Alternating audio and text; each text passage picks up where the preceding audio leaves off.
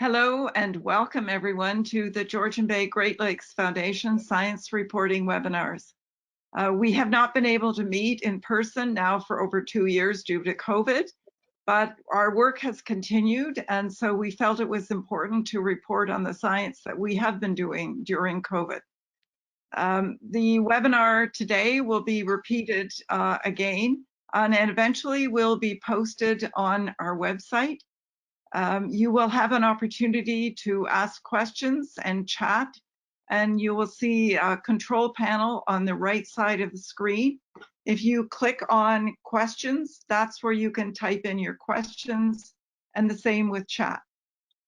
So we hope you enjoy this. This is a lot of information to share with you. Our team has been working on water levels and wetlands and water quality for now over 20 years. We have learned a lot during that period of time, but it has continued to this day, so we are wanting to share some of what we've learned more recently. So the first slide, I want to get everybody orientated on water levels to where we are today. So we have been working with our experienced crew of hydraulic engineers for 20 years, but this is basically where we all started from. So on the left side, you can see Lake Superior water levels, and on the right side, Lakes Michigan, Huron water levels. I have lined these up to the same scale, so you can see that the lines almost line up, and this is 1 foot difference. So over the past 2 years, between 2020 and now 2022, you can see that if you compare at the same time of year, during that period of time, Lake Superior has declined 1 foot. Over the same period of time, if you follow the same time period again, Lakes Michigan, Huron have declined 2 feet. And this is what our concern is. You can see here these black numbers, they indicate record high levels, and the black numbers at the bottom record low water levels. But the distance between the two is only 4 feet for Lake Superior, and the Lake Superior regulation keeps this within a tight range of 4 feet. Contrast that with Lakes Michigan and Huron, and you can see a range of over 6 feet, 6 feet 4 inches, almost 2 meters, difference between the record high levels and the record low levels. This is not happening on any of the other Great Lakes. Lake Ontario has regulation and control mechanisms in the St. Lawrence River. So they were able to regulate Lake Ontario to a range of 5 feet. Lake Erie has its own natural rock weir at the outflow that helps to maintain levels on Lake Erie. We have nothing. Instead, we have a slowly eroding St. Clair River that is slowly increasing the outflow. So how is that happening? I'm going to take you through to understand what the impact is of ice jams in the St. Clair River. The seaway is supposed to be closed in the wintertime, so the locks at both the St. Mary's River and the St. Lawrence River are closed, and no ships transit through. Contrast that with St. Clair River and Detroit Rivers. They are both kept open for shipping. In order to do that, Canada sends one of its large icebreakers down into the St. Clair River to break up the ice jams that develop in the St. Clair River. The US have a smaller icebreaker that operates in conjunction with the Canadian icebreaker, and they create channels through the river so that large ships can transit through. Typically, there are also tugboats that operate along with the ships, and the tugboats, you can listen to YouTube videos of them talking about the ice layering up to 6 to 8 feet deep because of the force of the flow of the water coming down the river. When that ice layers up that deep, the soft sand and clay sediments are very likely to erode. The IJC's Upper Lake study found that erosion occurred in 1986. We think it may have happened again in the past 2 winters. Just to show you what the impact is of those ice jams, this is this past winter in January. This is showing the flows from the US Geological Survey.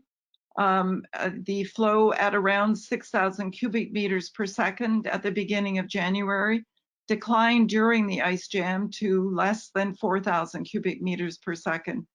It has moved back up. It remains averaging around 6,000 cubic meters per second. That is somewhat normal, we think, but we're not sure because as the water levels come down, the flow should be moving back down to the average flow rate of 5,000 cubic meters per second. So how this happens is the ice flows down into the St. Clair River, flows down out of Lake Huron into the St. Clair River. This is the Blue Water Bridge, Sarnia on the left, Port Huron on the right. This is broken ice that comes off the ice that is breaking up along the shores of Lake Huron. It flows with the flow into the St. Clair River. This is not happening in the Niagara River. There are ice booms that capture the ice and prevent it from blocking the hydropower stations. But here we have ice moving down through the river throughout the winter. We think placing ice booms out here from Sarnia and from Port Huron to hold back the ice would be able to allow water to get off Lakes Michigan and Huron and Georgian Bay during the winter time to prevent extreme high levels.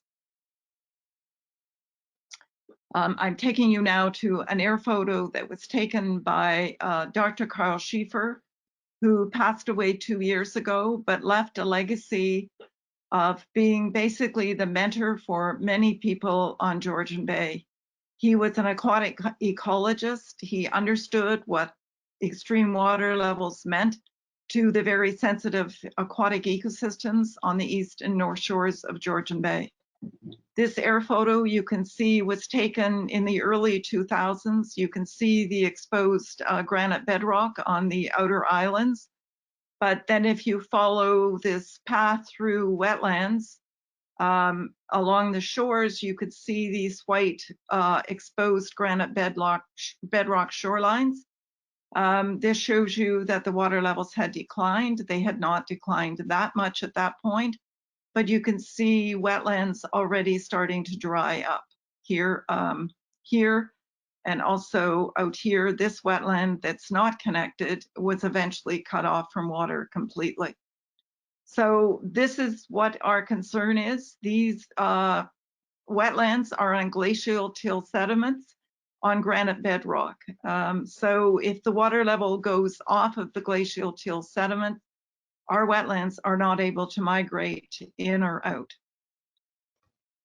Around the shorelines of Lake Michigan, Huron, and Georgian Bay, in many locations are sandy beaches, beautiful sandy beaches, and they are also impacted by both extreme levels, high levels, and low water levels. So just to show you what this meant on the south shores of Georgian Bay, there is a very wide, large provincial park beach, Wasaga Beach, and the two photos on the left and on the center are what that beach looked like during extreme high water levels. You can see the stores along the waterfront were flooded. This is a hydropole and the picture beside the road obviously flooded. And the people that had traveled, this beach is within an hour of Toronto. So regular buses would bring them up on summer weekends, but for 2 years it was shut down. And some brave souls tried to make it out on a narrow stretch of the beach during high water levels, when basically the major portion of the beach was flooded. At average water levels, you can see the photo on the right. This is what that beach normally looks like. And unfortunately, at extreme low water levels, the nutrients got concentrated in just offshore the beaches. Botulism developed as a result of the quagga mussels, and the shorebirds were eating the contaminated quagga mussels. and washed up on the shore dying. And this is a quote from Ministry of Natural Resources and Ontario Provincial Police on 1 week recorded 6,000 dead birds on the Georgian Bay shoreline. This similar impacts were felt along the shorelines, the beaches of Lake Michigan and Lake Huron, with a range of 6 feet 4 inches. Of course, this kind of tragedy happens, and this is not happening on the beaches of Lake Ontario or Lake Erie. I want to introduce to you Bill Bialkowski, who is retired now, but is a consulting hydraulic control engineer. And he is going to present to us some recent findings by Environment Canada and climate change. But first, I want to tell you that Dr. Carl Schiefer, when he was first aware of these concerns, he told me that in order to understand this, you need to have very highly qualified engineering specialty in hydraulic control engineering. And I thought, oh my goodness, where are we ever going to find that level of expertise? But as it happened, someone told me that Bill and his wife had built a new cottage on the shores of Georgian Bay, that he had recently retired, and he might be able to help us. That is now 20 years ago that I just made a cold call and phoned Bill and asked if he would be willing to help. He has been there for us. He has undertaken mathematical models of the entire Great Lakes system to figure out what is happening, to be able to assess things like the regulation plans. But today he is going to present his analysis of water levels and the impacts of climate change as recently presented by Environment Canada and climate change. Go ahead, Bill. Okay, well, thanks, Mary. So I just want to say that Environment Canada and climate change have been trying to model the Great Lakes water levels now for 5 years. And finally, Dr. Frank Segelniks, the scientist who's been doing this, made his final presentation on the 4th of April. In this presentation, we're going to give you a very simplified version of that. Then we're going to provide some recommendations as to what we should be all doing relative to the results of that study. So before we get into some of the technical issues, I just want to give you a little primer on climate change because it refers to the study. The study is based upon those notions. So first of all, the actual greenhouse gas reductions will determine what happens to our Great Lakes water levels as well as the future climate. You've probably heard of the Intergovernmental Panel on Climate Change, the IPPC, and they have defined a number of scenarios which are called representative concentration pathways, or RCPs for short. What do they mean? Well, the first thing that is important to recognize, it's the actual accumulated greenhouse gases which will determine everything. The greenhouse gases will also determine the amount of energy that's actually trapped in the atmosphere. This is measured in watts per square meter. The watts per square meter will determine the actual rise in the global temperature over pre-industrial levels. So these RCP things are referred to by a number, 1.9, 2.6, 4.5, 8.5. Let me just explain what they mean specifically. So RCP 1.9, which is the most benign of all of them, this one here, will keep our climate, keep our global temperatures from rising more than 1.5 degrees centigrade above pre-industrial levels. That was the Paris Agreement aspirational goal. As the RCP number gets bigger, the greenhouse gases trapped in the atmosphere are higher.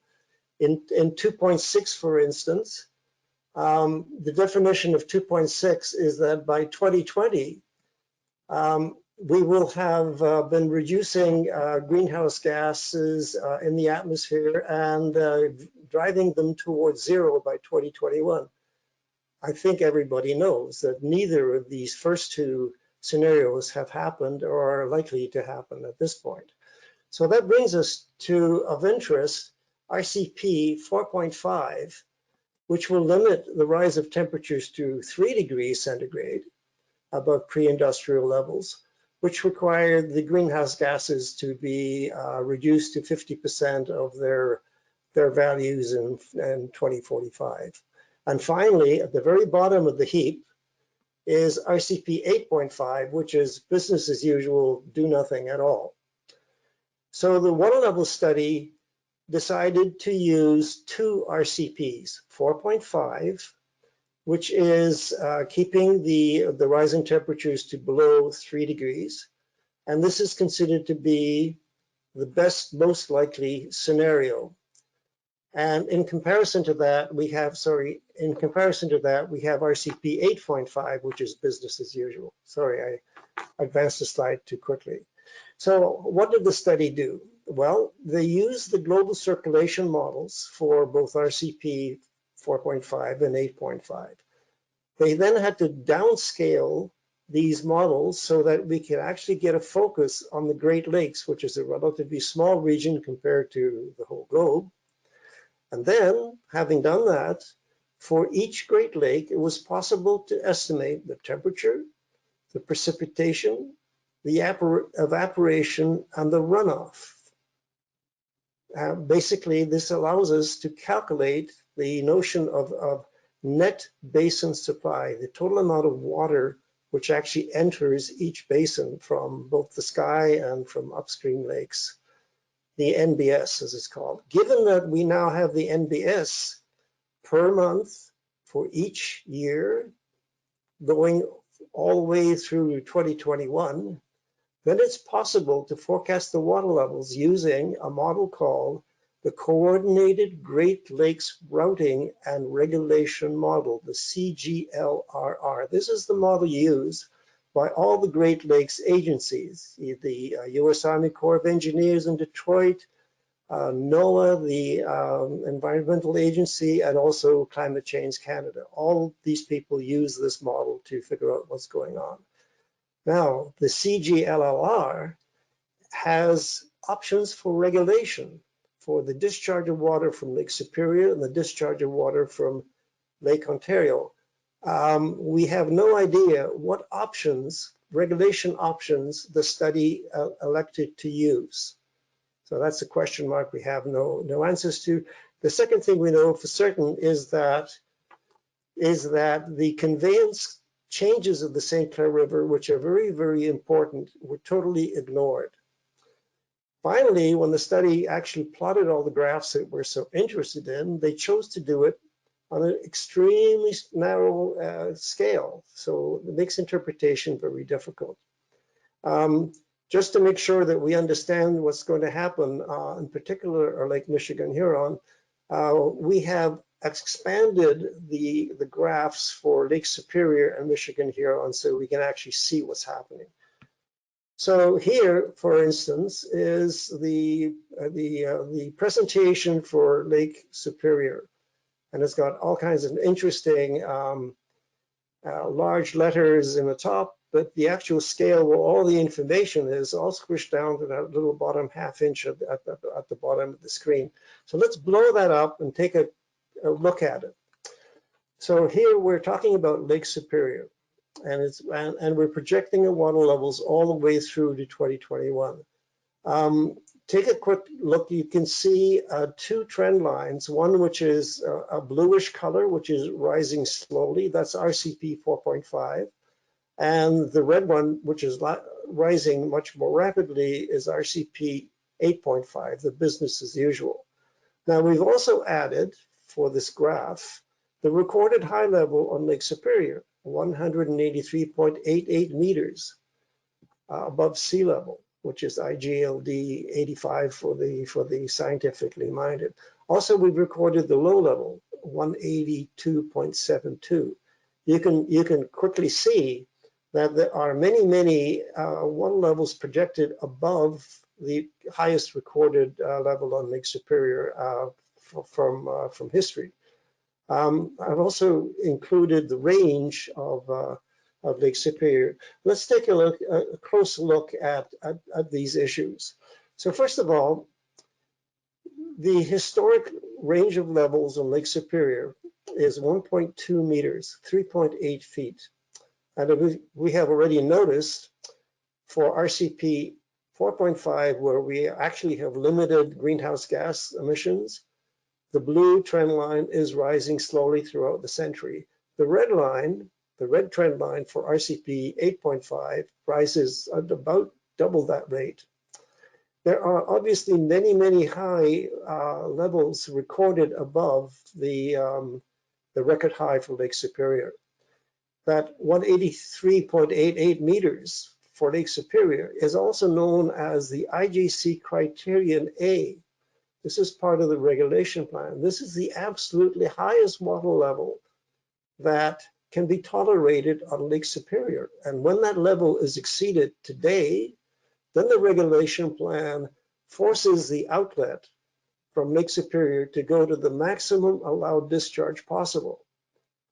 So the question that we have is, we don't know why the study, using the regulation options that they selected, would allow that to happen. Obviously, these levels exceed, but there's no explanation given for why that was allowed to happen. There are also very many levels below the lowest recorded level for Lake Superior. No explanation was given for that either. Let's go on to Lake Michigan Huron. This is the presentation graph that was shown. We can see right away we have a blue trend line going up slowly, a red trend line going up more rapidly. The study chose to put a big red oval around some predicted water levels, which are, believe it or not, 179 meters.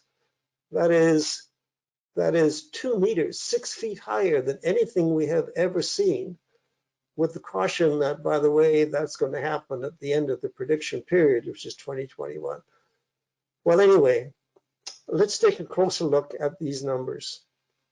Once again, we've added the highest recorded level on Lake Superior, on Lake Michigan Huron, 177.49 meters. That was, for those that remember 1986, that was 1986, the highest water level we've ever seen. The lowest water level we've ever seen on Michigan Huron, 175.57, that actually occurred in 1964, and we came awfully close to it in 2013 at the end of that long period of super low water levels.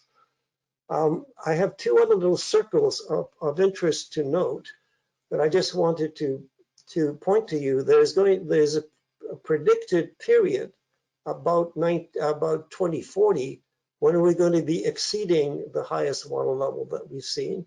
And there's also a predicted period of low water starting in about 2030, which we'll talk about in some detail. So the historical water level range for Lake Michigan Huron is 1.92 meters, or 6.3 feet.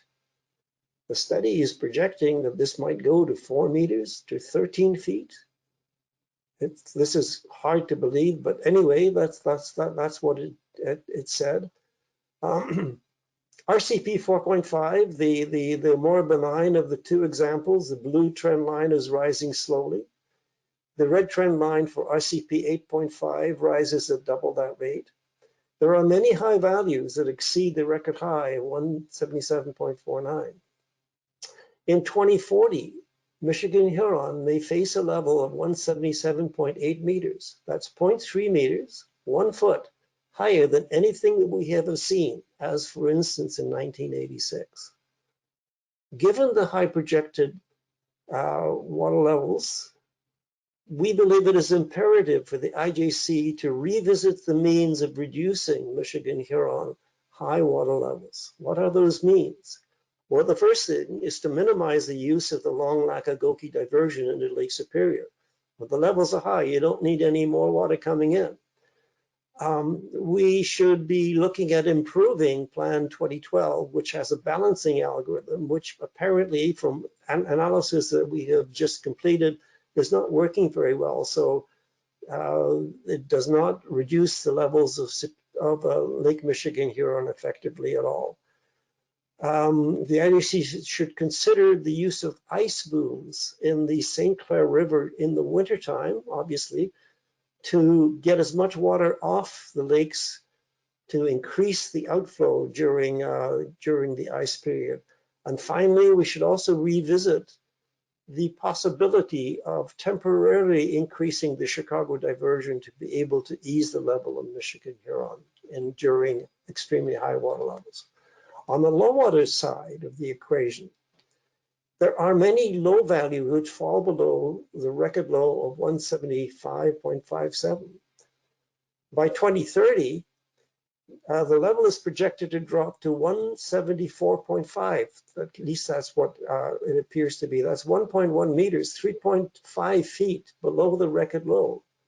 You know, it'll be possible to walk to many of the islands under that condition. That's simple. The IJC acknowledges that past dredging and gravel mining and erosion of the St. Clair River has lowered the low levels in Lake Michigan Huron by 50 centimeters, half a meter, 1.7 feet.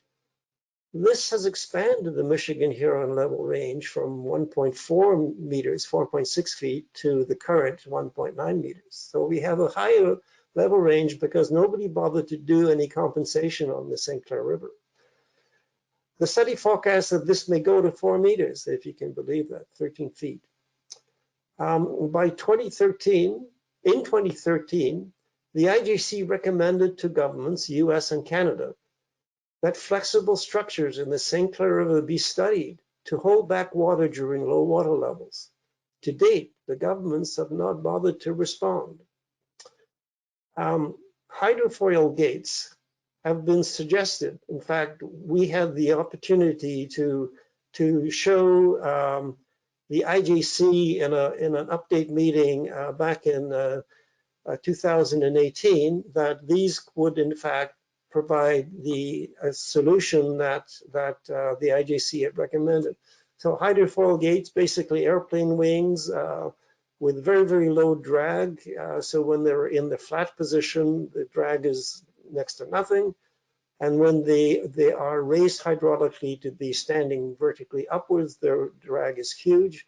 They slow the water down during low water periods, and during high water periods would be laid flat to basically disappear from view as far as the hydraulics are concerned.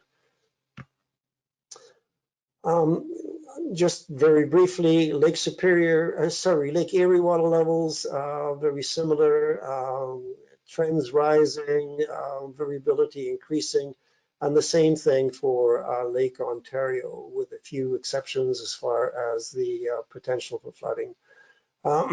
So in conclusion, the study predicts that Great Lakes water levels will generally trend upwards with an ever-increasing rise in variability. Michigan Huron has by far the widest range of all the Great Lakes, 6.3 feet, and this is projected to increase by virtually double that. By 2040, Michigan Huron is likely to face water levels as high as a foot above the 1986 highs. Worst of all, by 2030, that's only 8 years from now, Lake Michigan Huron is projected to drop to 174.5, or 3.5 feet below the lowest levels we experienced back in 2000, that long period. So we're certainly recommending that the 2030 low water projection is by far the most urgent need to consider the design of flexible compensation structures for the St. Clair River to combat its expanded conveyance and to minimize low water levels. To make this happen, we've got to spend some money on a 3-dimensional hydraulic model of the river that would allow the design of these flexible structures so that water can be held back during low water periods with ensuring absolutely no impact during high water. Thank you. Thank you, Bill. Now I want to introduce everyone to Dr. Rob Nairn, another hydraulic engineer that we have also been working with now for 20 years. Rob is a principal with W.F. Baird and Associates, an international respected coastal consulting engineering firm. They undertake projects around the world and have offices around the world. But we are fortunate that Rob has a connection to Georgian Bay, and he has stayed with us and helped us, most recently with Baird Report 3. It is a project that we retained them for, and the projections for future water levels that they provided in this report are now going to be outlined by Dr. Rob Nairn. Go ahead, Rob. Well, I'll jump in, and thank you to Mary for asking me to present today. As she outlined, this started with some work for Mary with her previous organization back in 2004, 2005, and has continued with an update to our work in I guess around maybe starting in 2017, but then also in 2019. And now we're going to bring it up to date today. So some of you may have seen parts of this presentation before, but it has been updated. I wanted to start out by saying that what the outline here will be providing first a background on predicting future water levels on the Great Lakes. And there are two ways to go about that. One is what you've just heard Bill describe in terms of what Environment Canada and climate change is doing.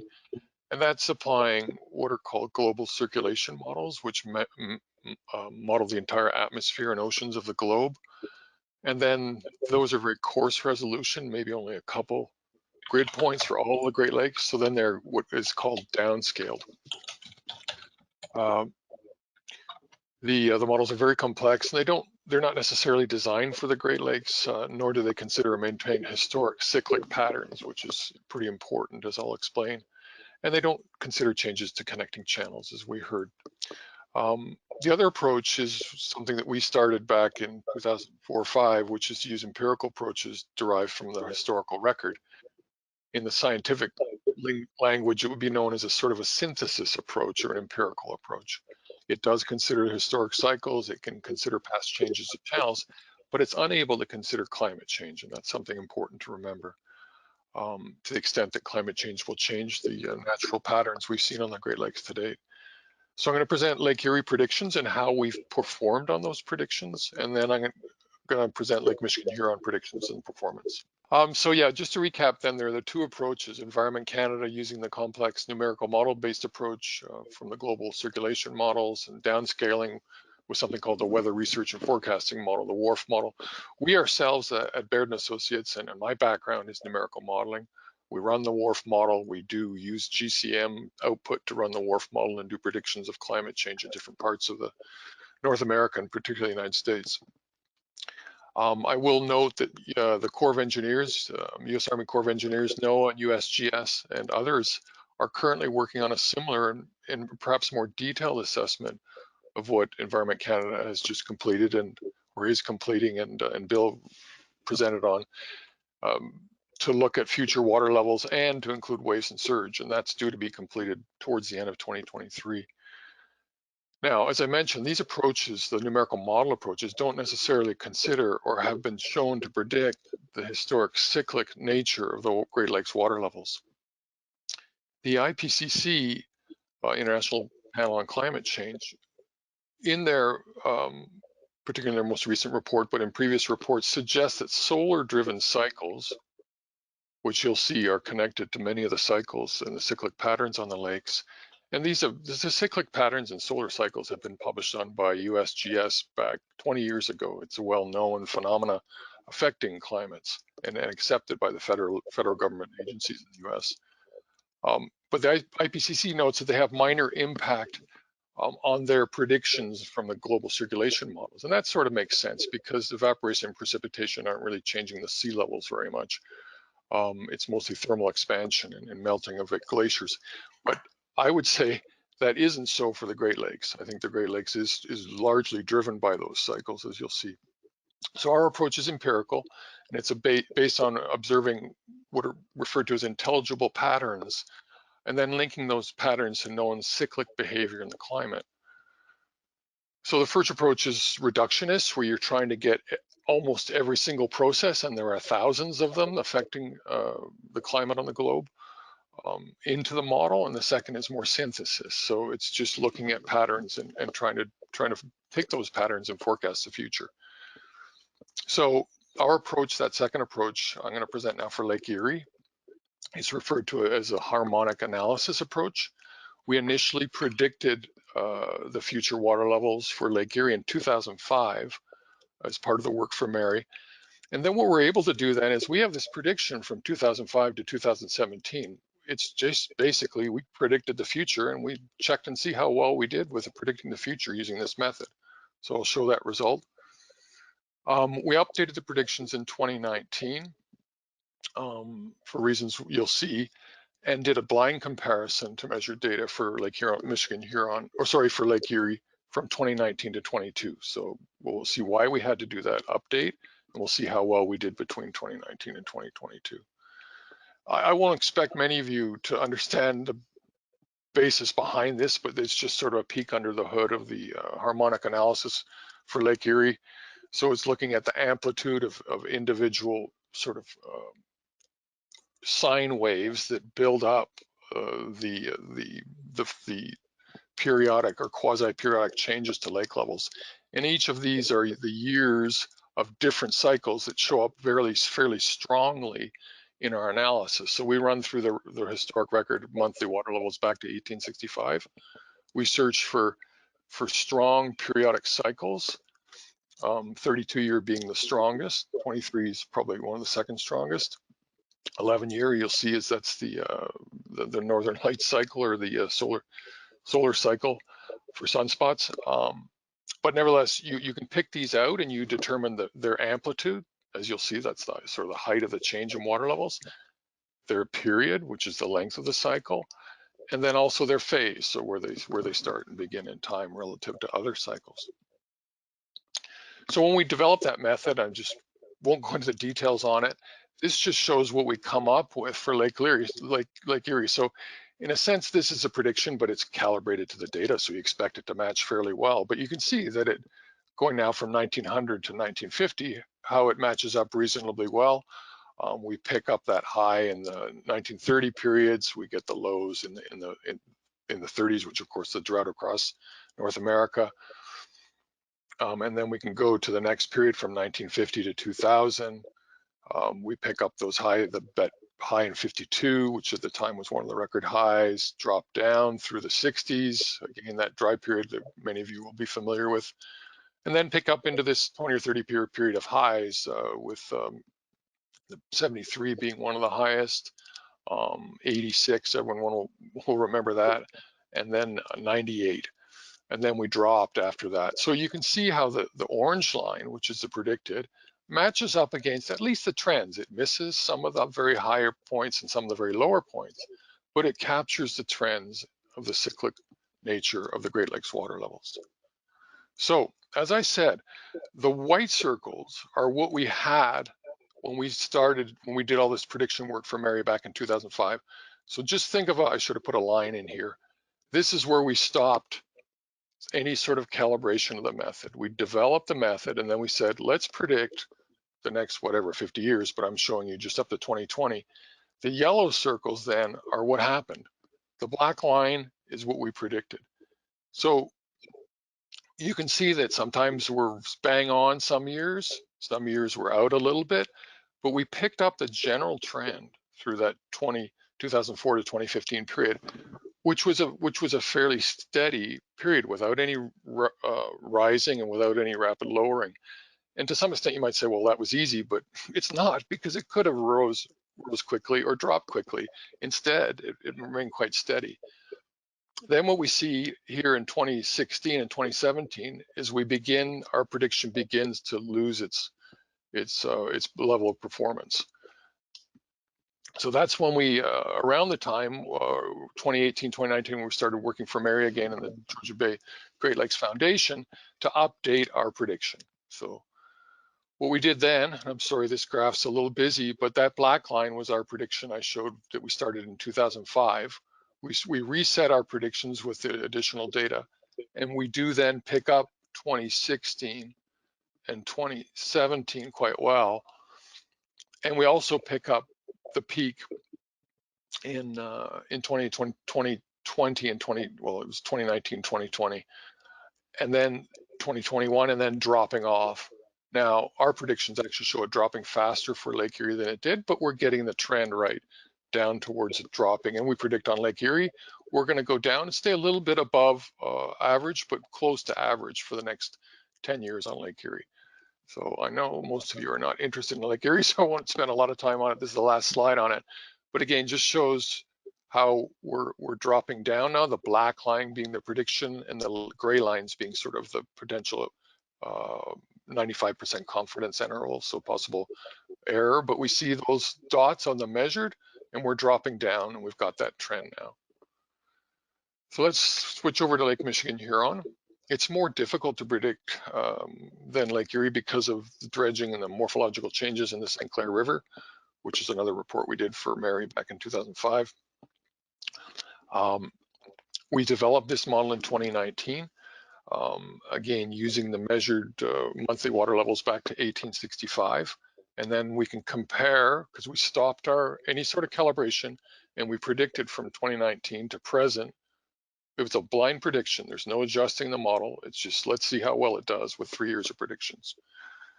But just to give you a little more insight into again, under the hood and how this approach is developed, as I mentioned, we identified different cycles. So this is just showing the quasi-periodic cycles from 95 to 200 years. This is the Lake Michigan Huron data back to 1850 up to 2020. The red line is the measured. And this blue line is that first set of cycles, which are the longer period cycles that are derived from the data. You can see how the blue line goes through relatively well through the red measured data. And then next we add in the 30-year cycle that I pointed out in the harmonic analysis. When we add the 30-year cycle to those roughly 200-year cycles, and there's a couple in there, this is what it produces. So we begin to pick up some more of the undulations that are seen in the red record. Next, we add in the 11-year solar cycle. The 11-year solar cycle is probably the best known and well-documented solar cycle. It's the sunspot cycle. For those of you that follow the Northern Lights, we're just entering the beginning phase of that solar cycle, well documented again by the USGS. And we're just climbing into it, so we're going into a period of more sunspots, more than Northern Lights activity. And similarly, generally that will also match a period of lower water levels. So when we add that cycle in, again, we get more detail then when we add the 11-year cycle in.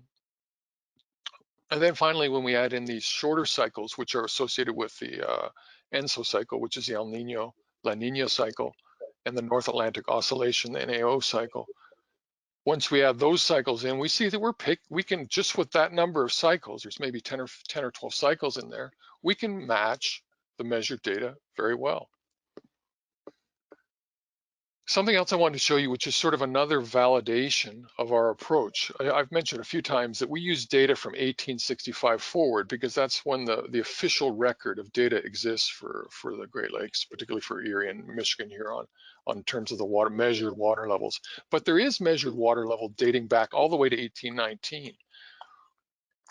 So we've taken that data, which was actually developed by NOAA, and it's the blue dots here. And you can see how when we go back in time, our method picks up the highs and lows all the way back to 1819. So the black line is our method, and the blue dots are the predicted. So again, totally blind prediction.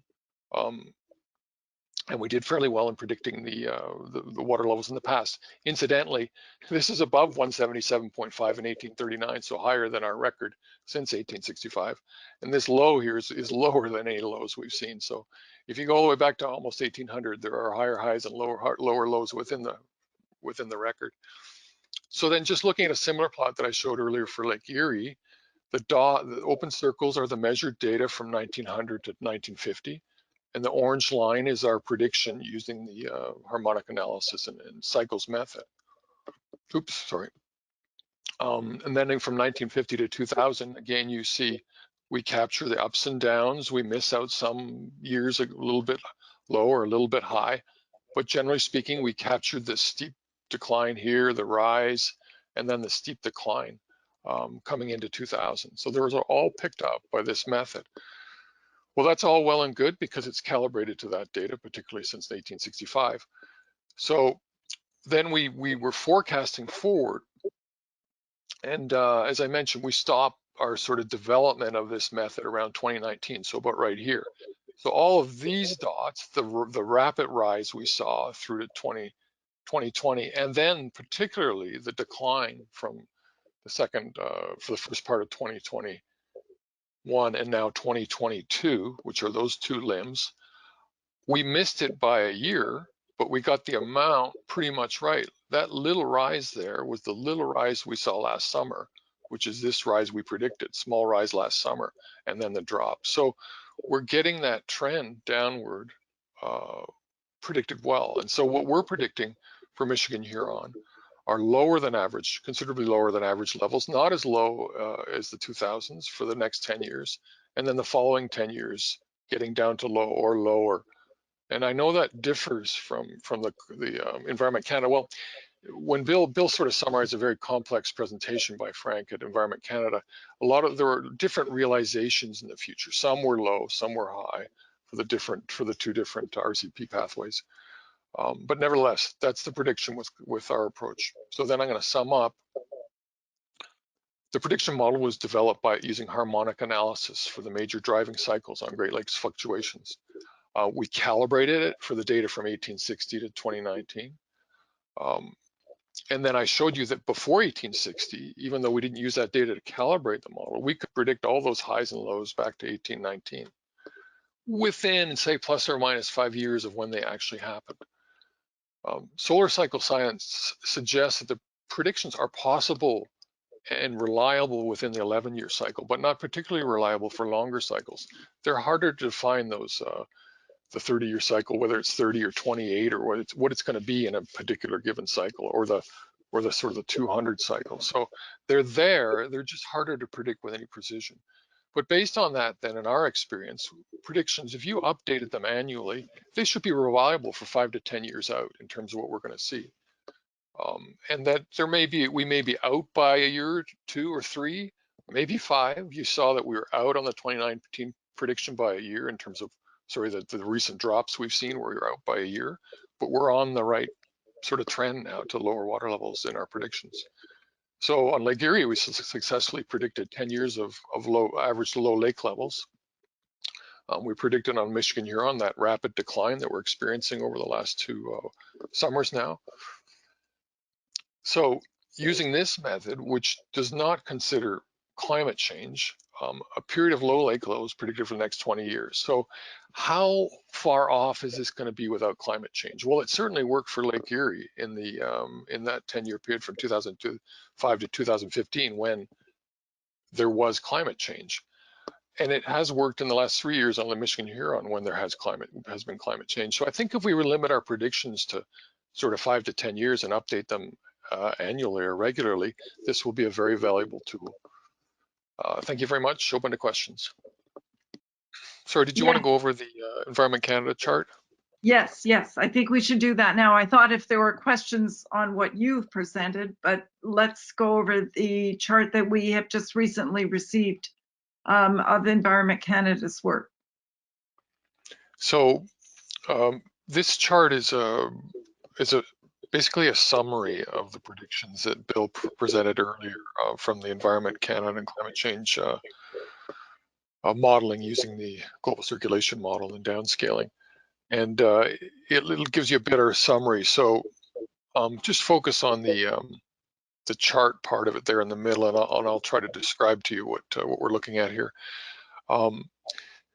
First of all, on the right is the scale of water level in meters to IGLD. Then there's a series of boxes, and these boxes correspond to 5 or 10 year periods as described on the bottom of the graph. The boxes themselves, these are called box and whisker plots, but what the box represents where 50% of the possible outcomes are. So I don't know if you can sort of picture what Bill showed, but it is a technical term. They're basically spaghetti plots of different possible outcomes in the future. One group of red ones for I think the red ones for RCP 8.5 and a group of blue ones for the RCP 4.5. So there are different models, there are different ways that they can start the model off, so there are different possible outcomes. So the boxes here represent where most of the results are, and then the whiskers, the top whisker and the bottom whisker, are the maximum and the minimum for all of those various predictions. So in the gray boxes on the left, you see the past. So this is actual measured data so the first box there from 1961 to 1970 represents a period where we're below the average lake level for most of the time. And we had our very, very low there, which would have been the mid 60s. And then it went up, as I said, for 30 years or so between 70 and 2000. And then we had that very low period there between 2001 and 2010. And then up again in the more recent decade. So then the blue are what's predicted with RCP 4.5. Now above there it says in the description above that that maybe RCP 8.5 is best to use because it's no change in the future. Now, personally, when we advise clients, we suggest that something around the range of RCP 4.5 is the most likely scenario. So you can see that the first blue box there in 2025 to 2030 shows low water levels similar to the low water levels we had in the 60s and within the range of the low water levels we had from 2001 to 2010. So that 2025 to 2030 period, and then the whiskers are very low. So all of the whiskers in both the 4.5 and the 8.5 show much greater variability, which is one of the findings from the Environment Canada work. But I guess the point we wanted to make here is, and this is available on the website, on the GoToMeeting site, that you can take a look at it in more detail, but that lower period of water levels up to 2030 matches up with the approach that we use to predict using the cycles approach. Now, a couple of reasons why the predictions of Environment Canada may be higher as we go into 2030 to 2040, whereas we had it low there, was one, because they're not including the erosion of St. Clair River, which does lower Lake Michigan Huron. So that's something that's not in the Environment Canada model. And then secondly, any sort of cyclic patterns that I presented are not included in the Environment Canada model. But nonetheless, looking at lower water levels at least through to 2030. Thanks. Thank you, Rob. Okay.